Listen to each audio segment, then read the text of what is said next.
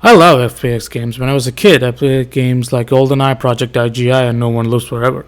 And especially games like Call of Duty single player campaign captivated me with their immersive storytelling and larger than life characters, while having innovating new gameplay mechanics which would make the addictive gameplay loop of having fun and playing the game over and over again that much fun. Like a Bungie dev said long ago, Halo is 30 seconds of gameplay of fun stretched out to a whole single player campaign for our entertainment.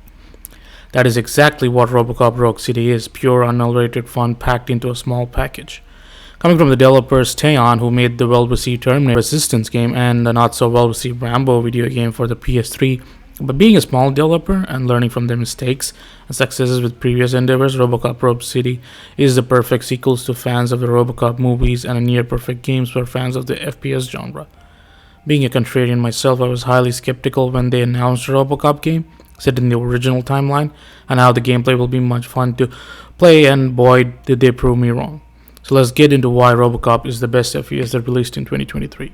Let's start with the gameplay, as it is the most important thing with any video game, and RoboCop perfects the method in how the player approaches an FPS game. First, there is no cover system, as you are the cover. Small arms fire doesn't do that much damage to you, and by the end of the game, having acquired the right skills, bullets bounce off your chest or ricochet into your enemies in order to kill them. Now that's cool.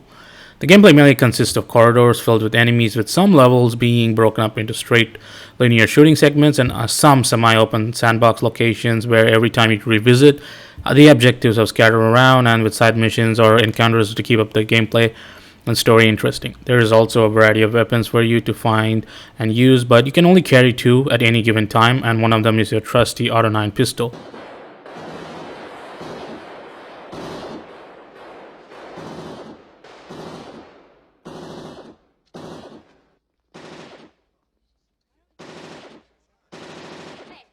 It's RoboCop. That fucking gun.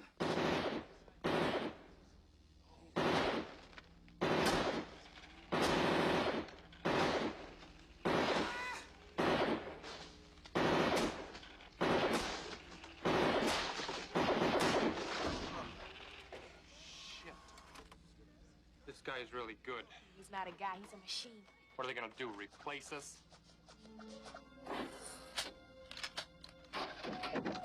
It is an iconic as RoboCop himself, with being one of the most iconic movie guns to ever exist, where people might also recognize from Far Cry 3 Blood Dragon as the AGM-9.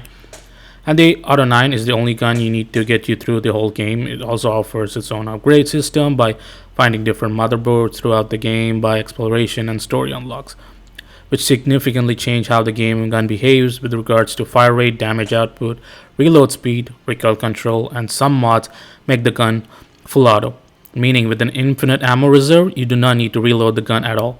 But if you want a little bit of variety, there are different guns that might offer different playstyles, ranging from deagles, SMGs, shotguns, and assault rifles to the Cobra assault cannon from the first movies, which is also in the game. Let me try that.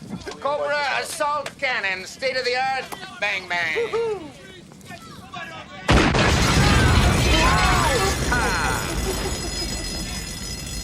I like it. And the gun does pack a punch. I'm now the only person who has access to afterlife technology. Do you really want to throw this chance away?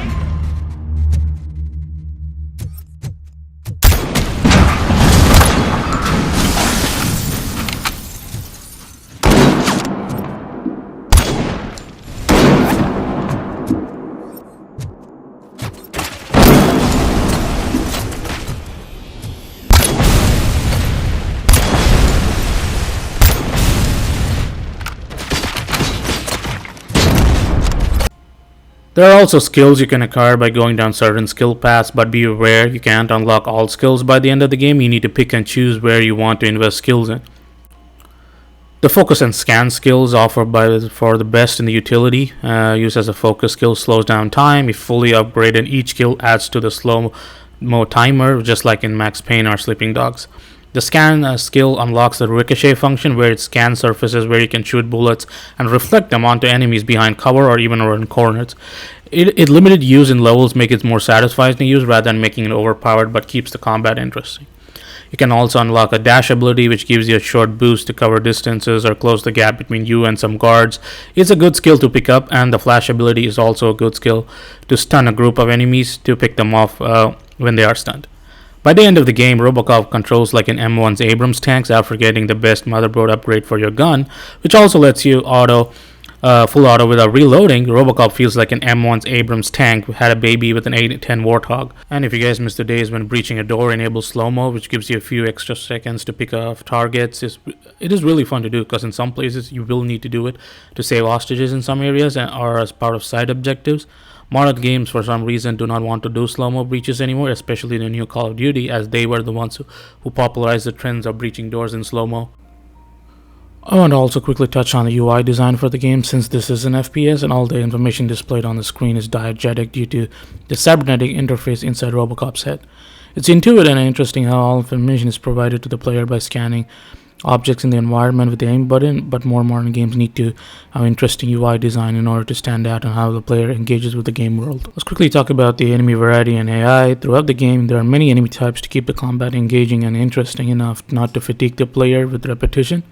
You start with the standard enemies who are fodder as they do little damage but do attack in swarms to overwhelm the player, while regularly throwing grenades which deal massive damage. But you can also shoot the grenades out of enemy's hand to make it blow up, and it also takes up entire groups of enemies, unarmored enemies.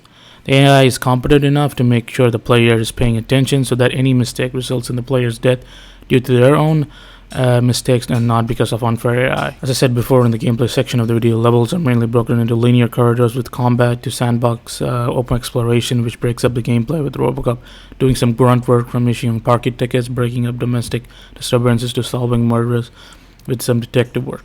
To keep the gameplay varied and the level design is reflected with this aspect, and the player is always rewarded for exploring every inch of the level with XP, skill points, and upgrades for the Auto 9.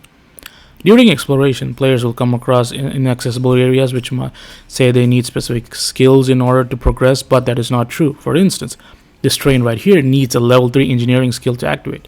But if you have not used points in that specific skill tree, you can explore the nearby areas to find a book, which gives you the ability to access specific interaction in order to further explore the area, so that the player never runs into a dead end or don't have the necessary skills in order to progress or explore.